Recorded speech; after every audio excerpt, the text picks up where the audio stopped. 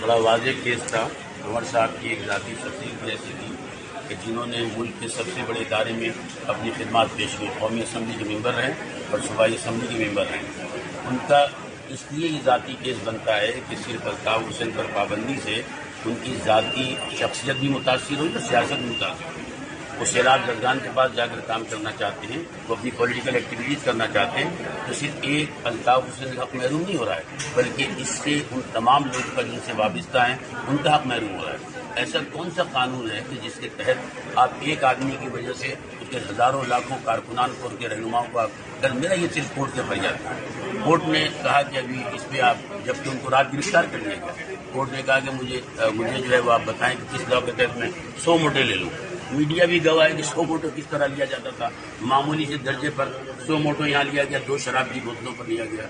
यहाँ पर जो है मामूली तौर पर आज नहीं लेती। मैं ये समझता हूँ कि शायद क्योंकि ये एक मजलूम आदमी का केस है, ओवर का केस है, एक मुतवस्सित तबके का आदमी था जो मैंने भी बना, MP भी बना, लेकिन वो आज आवाज़ बनने जा रहा है उन लोगों की कि जो लोग चाहते हैं कि साहब इस मुल्क में नाइंसाफ़ी ख़त्म हो। आइन के आर्टिकल 17, 19 और 25 ये हक़ देता है कि वो अपनी यूनियन भी बनाएं, अपनी तंजीम साजी भी करें और साथ साथ अपने सियासी अमल को जारी रखें। मैं समझता हूँ ये बहरहाल मैं कानून की बात करूँगा, बाकी लोग जो है पिटीशन में क्या हुआ है आज उन्होंने एडजॉर्न किया है, गिरफ्तार किया गया है और सिंपल इसलिए थी कि हमने हमारे साबिका कौमी असम्बली के मेंबर और साबिका सूबाई असम्बली के मेंबर जनाब निसार पंवर की जानिब से ये पिटीशन फाइल की थी कि आइन की आर्टिकल 17, 19 और 25 जो हमें यह हक़ देता है कि हम कानून साजी कर सकें, तंजीम साजी कर सकें, किसी सियासी जमात को कायम कर सकें और अपनी पॉलिटिकल एक्टिविटीज़ को जारी रख सकें। लेकिन इसमें उन्होंने ये कहा और साथ साथ ये भी है कि इसमें एक मसावी जो है उस पर भी फैसला होना चाहिए। अकली का केस है कि जिसमें आइडेंटिकल, मैंने उनसे कहा कि इमरान खान का केस है कि उनको इजाज़त दी गई, लेकिन उन्होंने कहा आप सियासी बात ना करें। मैंने कहा सियासी बात नहीं है, मैं वो शख्स हूँ जिसने पवार साहब कि जिन्होंने कश्मीर में जाकर सैलाब में काम किया, ज़रदागान के लिए, यहाँ उमरकोट में, लाड़काना में और दीगर सिंध के शहरों में जब सैलाब आया था तब भी उन्होंने काम किया। मैं वो भी काम करना चाहता हूँ कि आज सैलाब में अपने लोगों की मदद कर सकूँ, लेकिन मुझे इजाज़त नहीं है। इजाज़त तो ये भी नहीं है कि मैं अभी सिर्फ मैंने पिटीशन 2 रोज़ कबल दाखिल की, आज मेरी पिटीशन थी और आज मुझे गिरफ्तार कर लिया गया। आज ही मुझे इस यानी जहाँ हमारा आईनी हक़ है कि जब कोई रेमेडी ना हो तो हम कोर्ट के सामने पेश हो जाएं, निसार पंवर को वहाँ भी आने नहीं दिया गया। जब वहाँ नहीं आने दिया गया, इससे ज़्यादा हमारे हक़ से महरूमी की बात क्या हो सकती है। तो मैं अर्ज़ करूँ कि उन्होंने उस पर फिर कहा कि जब मैंने कहा आज गिरफ्तार किया, मैंने कहा कि साहब उनके लिए भी 100 मोटो ले, चलिए मैं 100 मोटो कैसे ले सकता हूँ। वैसे तो पहले तो शराब की 2 बोतलें में चीफ जस्टिस से लिया था नोटिस, बहुत मामूली केसों पर नोटिस दिया गया। चलिए ये उनका है कोर्ट का कि वो नहीं ले सकते, वो जाने। और उन्होंने कहा क्या कह रहे पहले बहुत इस्लामाबाद हाई कोर्ट ने लिया, उससे पहले चीफ जस्टिस देते रहे। तो मैं सिर्फ ये कह रहा हूँ कि साहब ये उन्होंने फिर उसके बाद कहा कि ठीक है हम इस मैटर को एडजर्न करते हैं, फिर आप इसमें जो है दूसरी तारीख पर बात कीजिए।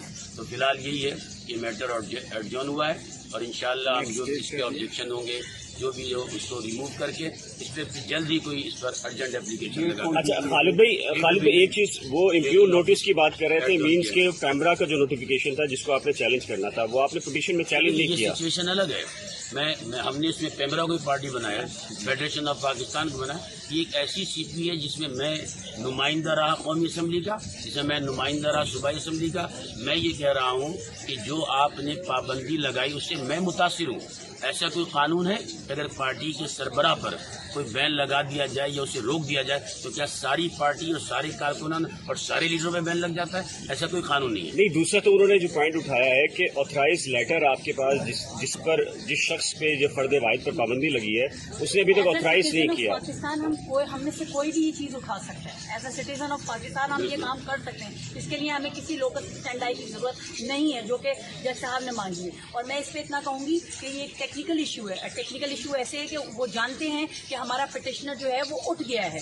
जब हमारा पिटिशनर ही नहीं है तो हम आगे की कार्रवाई कैसे करेंगे? ये भी दुख की बात लिहाजा है। हम दूसरे पिटिशनर के लिए अब तैयार रहें कि हम उसको लाएं और उसके बाद फिर उसको उठवाएं।